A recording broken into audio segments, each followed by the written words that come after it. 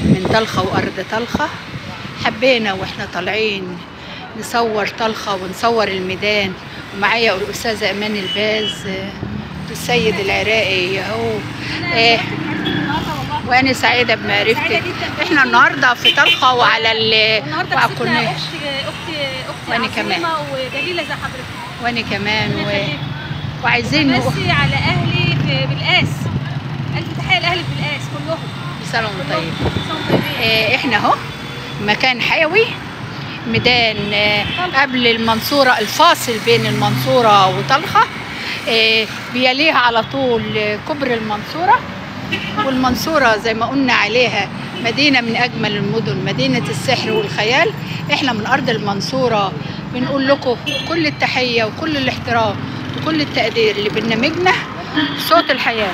صوت الحياة النهاردة من المنصورة، وشاهد على العصر وشاهد على الجمال.